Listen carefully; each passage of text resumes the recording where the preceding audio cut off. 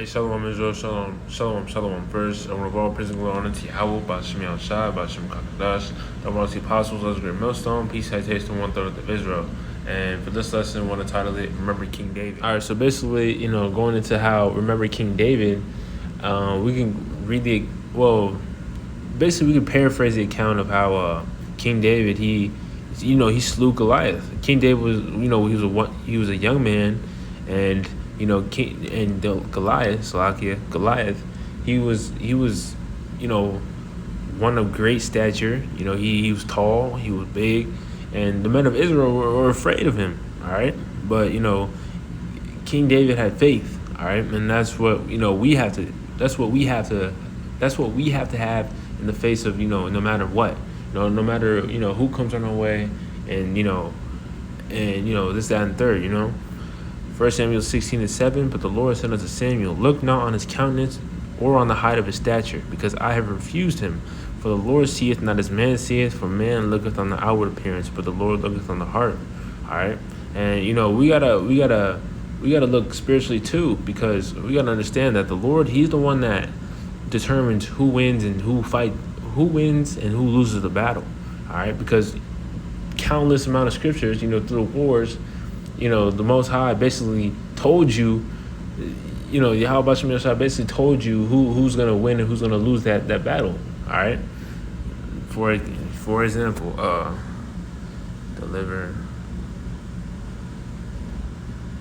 Like when King David basically inquired to the Lord, like, should I, do I fight them, or, I believe about the Philistines or something like that. Let me just get the account, because I already brought it up, but...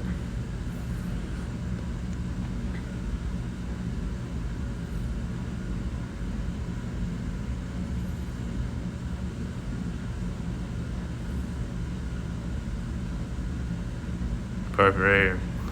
2 Samuel 5:19, and David inquired of the Lord, saying, shall I go up to the Philistines? Wilt thou deliver them into mine hand? So you got to understand that it's not about what moves I hit him with and blase, because look at it from for example, look at a UFC fight. You could be winning the fight the whole time, thinking you got it in the bag, and then it only takes that one hit or that one that one punch or that one kick to knock you out. So it's really up to the Lord. All right, but going back to it. And the Lord said unto David, go up, for I will doubtless deliver the Philistines into thine hand. So that literally shows you that the Lord, He's the one that basically determines who wins and who loses the battle. All right, and we can't get caught up in the flesh, because the flesh looks, oh, he's bigger than me, and I'm not this, or blah blah. But we got to realize that none of that matters, because these mighty men that today, these gym rats and these meatheads, and I'm not saying you can't be in the gym or anything, but when you ain't serving Yahweh Ba'ashem Yahushua and you thinking you being big and stout and all this, that, and third is gonna save you, none of that's gonna matter, because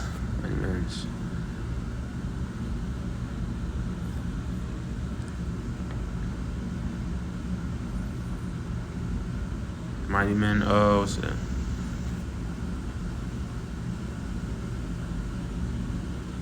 And in that day, basically the Lord, He's gonna, what's it?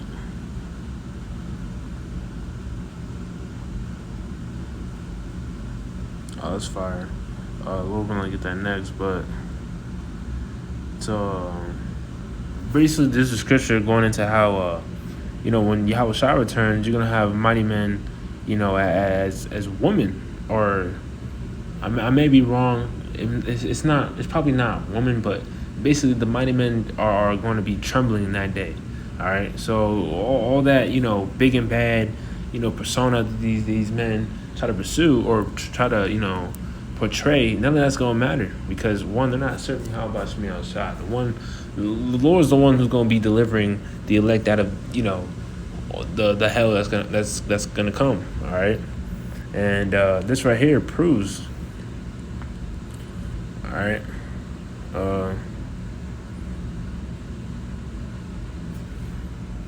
Let's see right here.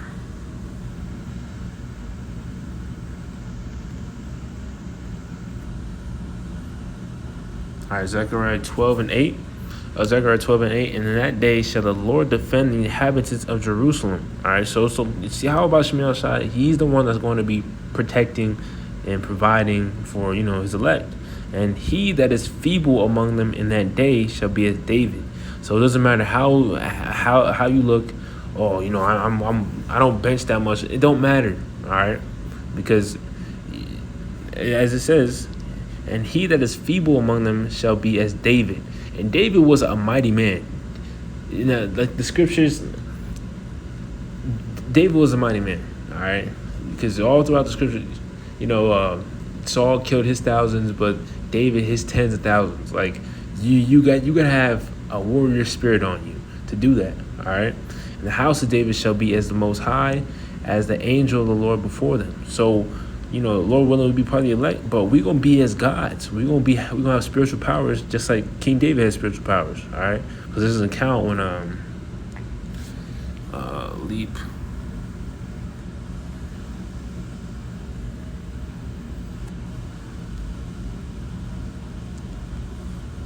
Boom.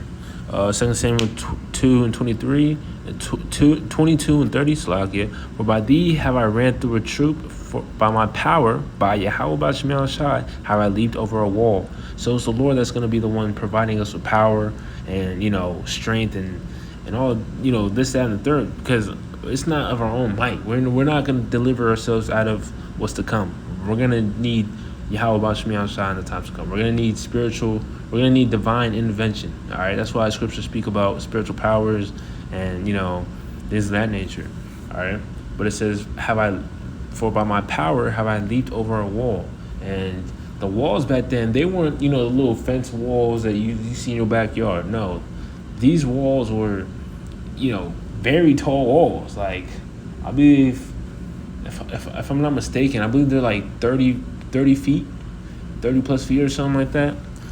Because these walls were, they were, surrounding the city, all right, as a defense. All right, so it just didn't get pillaged like that. But basically, going back to the title lesson, we got to remember King David because, though he was looked at as an underdog, that's the situation we're in. Who's he?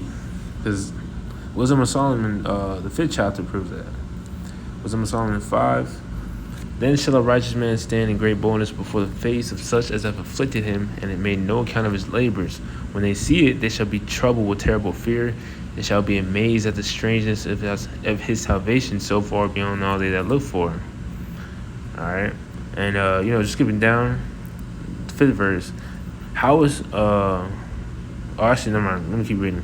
And they repenting and groaning for anguish of spirit shall say within themselves, this was he whom we had sometimes in derision and a proverb of reproach.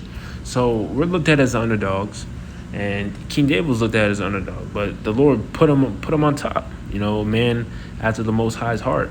All right, and Lord willing, we be a part of the house of David, but Lord willing, be part of the house of David, but as it goes to prove to you, like, it's not about the outward appearance. It's not about, oh, this man is big, blase, because going into King David and Goliath and all sorts of, all sorts of scriptures, all right? And I'm pretty sure there's many accounts, all right? But, if Yahweh Shemiel Shai is with us, who can be against us?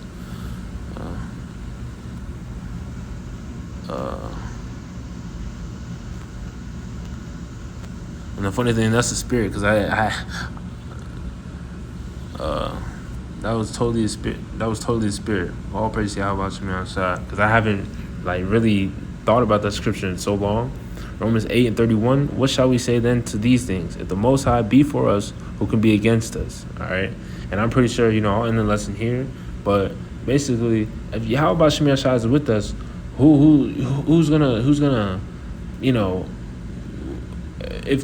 if Yahweh Shem Yahshua is with us, all right, that's one. And two, the victory is already written. We're gonna get victory over these heathens and these, especially these Edomites, and the system. If we're gonna get victory over it, why should we stress? Why should we look at it like we're gonna lose? No, we're gonna win. All right, and we gotta have that mentality. All right, and this video is really for me because in this flesh, you get caught up, and you think a lot and things of that nature. But we gotta understand that the victory is already written. We just gotta play it out, and most importantly, we gotta have faith. We gotta believe that this is gonna happen. All right, so Lord willing, this lesson was edifying. Slacky if I was all over the place, kind of off the spirit, but Lord willing, this lesson was edifying. Till next time, shalom.